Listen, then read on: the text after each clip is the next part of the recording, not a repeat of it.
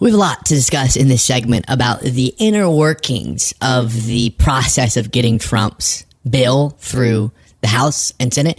It's in the Senate right now. But Trump was wanting it to be done by July 4th. It looks like that's going to be a tough deadline.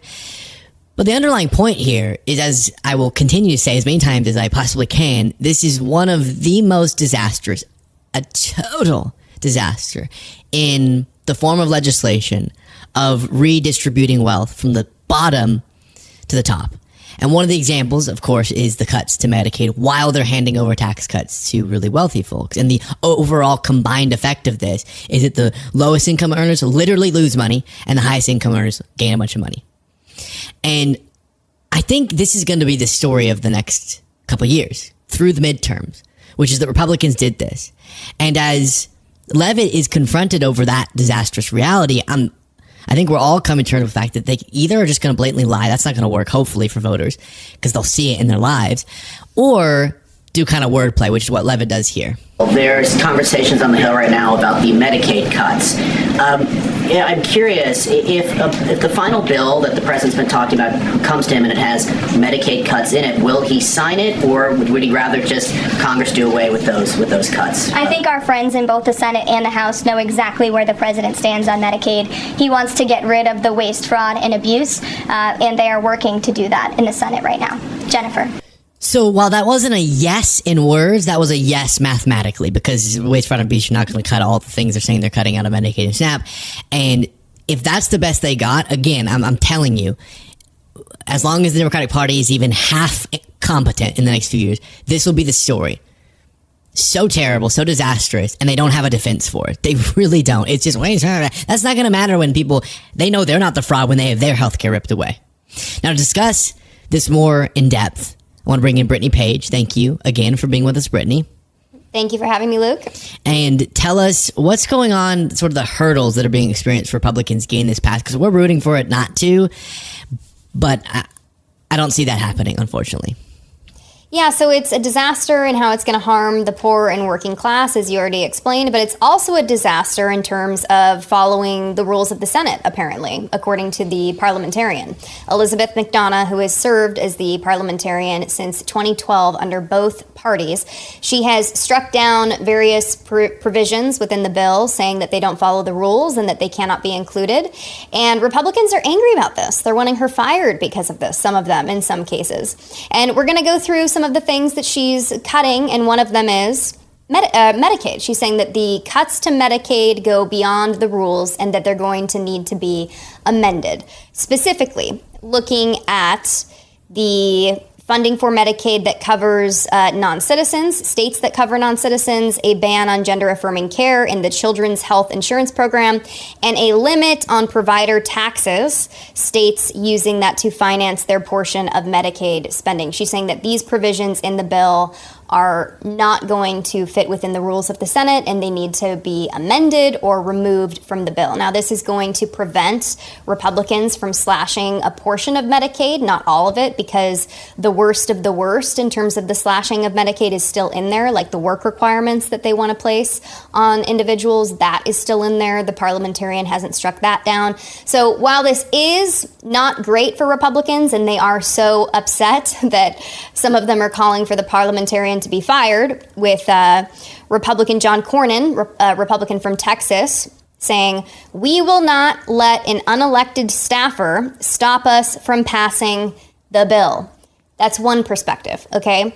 The Senate Majority Leader John Thune is saying that they don't intend to overrule the Parliamentarian on this. The way that they would need to overrule the Parliamentarian is with 51 votes. Some people are saying that's an unlikely scenario. I guess we'll see as the pressure continues to mount on Republicans, because like you said, Donald Trump wants this passed by July 4th.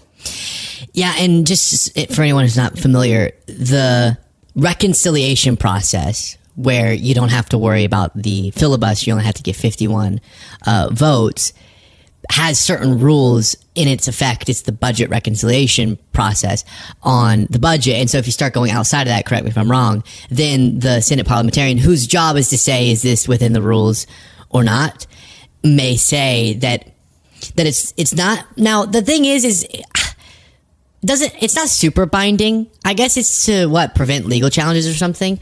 But I can't imagine that Trump would allow, given what we've heard about him doing whenever his own party members express any concerns about this tragic bill. I can't imagine they're going to let this stop, at least like you said, the bigger portions, which it doesn't appear to be anyways. Right. And actually, when you're talking about the rules, that's called the Byrd rule, where if you're using the budget reconciliation process and the Senate parliamentarian comes in and makes sure that you're following all these rules, that review process is actually known as the Byrd bath, which I think is just a fun little fact for everybody today. Yeah, I don't know. What Such is... nerds. I know. It's kind of sad, but I think it's exciting. I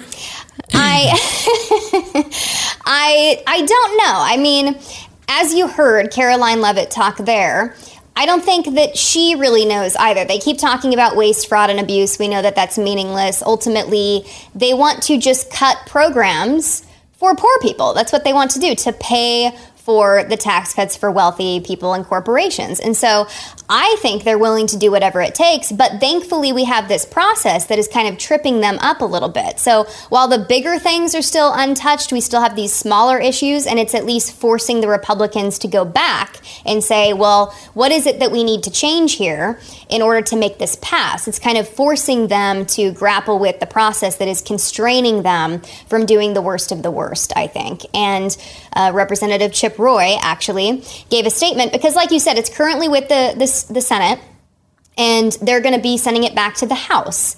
And Chip Roy is saying, well, I actually think that the Senate is not making good progress here. I think they need to make it worse. They need the bill to be worse. Our words, but he just That's wants my deeper words. cuts. Yeah. And then Chip Roy said he wanted to make you suffer more. It was a weird quote. I don't know. Exactly. That's what he says. Or at least up to $1 trillion of additional deficits. In addition, it does not terminate the Green New Scam. We fought for that in the House. They're watering it down in the Senate. The president was clear. Terminate it. We don't believe we should subsidize inefficient energy that enriches the Chinese. Thirdly, this bill doesn't do as much on the food stamps and the SNAP benefits that we think are problematic from a welfare standpoint. Fourthly, we think there's a significant number of changes that have been occurring in the bill that make it worse. For example, $24 billion we had in remittances for people who are here illegally, sending money back to their home countries, we wanted to tax. The Senate bill takes that out. I could give you dozens of other examples, but the short version is this. We've got to come together to deliver on what the American people heard the president campaign on and Republicans echo, and that is making sure deficits go down, we terminate the Green New Scam, and we get the government where it needs to be so that inflation goes down, interest rates go down, and we can have economic growth. Yeah, so that's what I've been saying. You know how passionate they are about making sure the deficit goes down, right? I was about to say, it's just so, it's so interesting. I guess, because you have these people who will come out, like Chip Roy or others, and say, like Elon Musk even said this, Trump's lying when he says this doesn't increase the deficit. Leavitt's lying. It obviously does. Every single fair assessment of it proves that it does to a huge degree. And so not only does it do these bad things with people's health coverage and their food, and it needlessly gives more wealth to the wealthy when they don't need it, but it also doesn't even accomplish the fiscal responsibility thing that they said was the objective of this. But what's interesting is the more principled people will go from the Chip Roys. Strangely, they'll go, so that's why we need to cut even more from your benefits. They'll never say, hey, let's not do well, maybe once Elon said he's open to this, but rarely will they go, hey, what if we just didn't cut taxes for the very tip top? Everyone else in the bill who's not the tip top can have their taxes, but the very, like the 1% or the 10%, what if we just didn't decrease theirs at all? And that could help with the deficit problem. Never a consideration. It's always, no, sorry, we have to do that. And then to pay for it, we have to do deeper cuts to eventually decrease the deficit. So I don't think the hardliners on that are going to get what they want. I think about the numbers we've talked about is what's going to come out in the end. And so we're going to see One side of angry Republicans who want more deep cuts to the benefits and will never talk about not doing the tax cuts for the rich. And then the people who like the bill as is, who are fine with it still adding a bunch to the debt while taking away health coverage and SNAP benefits. So it's not fiscally responsible and it hurts you and it still leaves tax for the rich. It's just, that's why I call it the words that I do. I just don't know how this monstrosity doesn't lead to Senate bill goes crazy political backlash.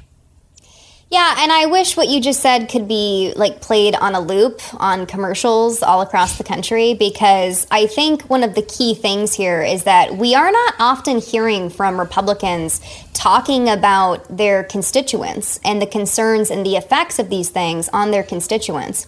And part of that, I think, is because they don't yet know what the political consequences will be if they cut these programs. I know that there's some reporting that Republicans are concerned about it, and they raise those concerns, but they're not concerned enough to the point where they start highlighting those cuts and the impact of those cuts on their constituents. We hear about that from Democrats, but we are not hearing about that from Republicans. And that's why I think it's so important for people who are going to be personally affected by this, who know people that are going to be affected by these cuts, that they're pressuring their elected officials, even if they're Republicans, because that's the thing that these elected Republicans respond to, is the threat of them losing their power. They don't necessarily care if people are going to lose their health care, if they're going to lose their food assistance, if they're going to be struggling. They don't necessarily care about that. What they do care about is, hey, am I going to win my next election? Am I going to be able to stay here? Because I kind of like this job. I like the money I make. I want to stay here. Am I going to be able to stay? When they feel threatened in that way, when their power is threatened, then they're going to start listening. Yeah, and it matters. To the point Brittany made about explaining it to people, it matters so much. We've seen in polls that even Republicans swing towards what? No, I don't want this bill either, voters. But the only difference between a more supportive stance and a less supportive stance for these polled individuals is just explaining to them what's in the bill. So the only support this thing seems to have is really crazy hardline Republicans in the voter base. But mostly it's just people who haven't yet heard about what's in it. So you tell people what's in it, and they're also going to be mad, because any reasonable person would be. I'm thinking of all these right-wing influencers either. They would have such a hard time justifying this, because you can't make we're doing deep cuts for the debt. Can't make that because that is that. You can't make this is good tax cuts for working class because the combined effect, we've explained. You can't make you can't make any good argument on it. So just explaining to people does make a huge difference. Brittany, remind people where they can support your work. You can find me right here on YouTube. Search my name, Brittany Page. I host the Page Perspective, or you can click the link in the description below. Thanks.